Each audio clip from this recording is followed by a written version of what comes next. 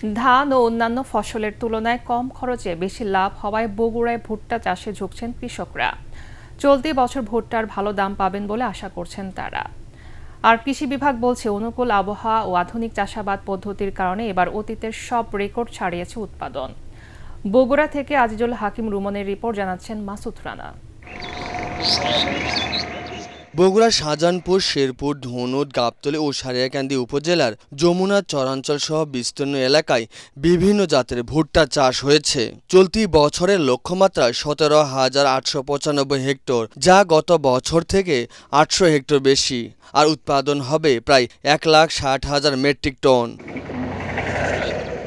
ভুট্টা চাষে রোগবালাই তুলনামূলক কম, তাই দিন দিন হলুদ স্বর্ণখ্যাত এই ফসল চাষে আগ্রহ বাড়ছে কৃষকদের মাঝে। ফসল তার খারাপ হয়নি, এবারে ইনশাল্লাহ ফসল খুব ভালো।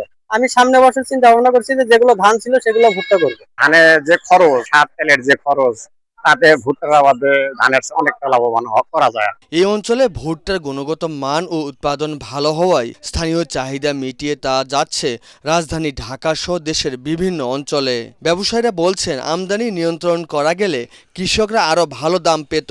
ঢাকায় দিই, এদিকে আমাদের নারিশ আছে, কোয়ালিটি আছে, এসিআই, এগুলো তেল ছিল না আসতো, তাহলে আমার কৃষক মনে করেন যে বাংলাদেশের কৃষক মনে করেন যে ভালো, এই লাগে ভুট্টা চাহিদা বেশি, দানা ভালো, শুকনো ভালো। ভুট্টা মানুষের খাদ্যের পাশাপাশি গবাদি পশু মোটা তাজাকরণ, পোলট্রি ও মাছের খাদ্য হিসাবেও ব্যাপকভাবে ব্যবহৃত হচ্ছে। পুরো মৌসুমে ধান এবং ভুট্টার মধ্যে তুলনা করলে ভুট্টা একটি লাভজনক ফসল। এজন্যই কৃষকরা এই ভুট্টার আবাদের দিকে যাচ্ছে। কৃষকদের প্রত্যাশা, সঠিক বাজার ব্যবস্থাপনা ও ন্যায্য মূল্য নিশ্চিত করা গেলে ভুট্টা উৎপাদনের মাধ্যমে দেশের খাদ্য ও অর্থনীতিতে বড় ধরনের অবদান রাখা সম্ভব। Bureau report, ATN Bangla.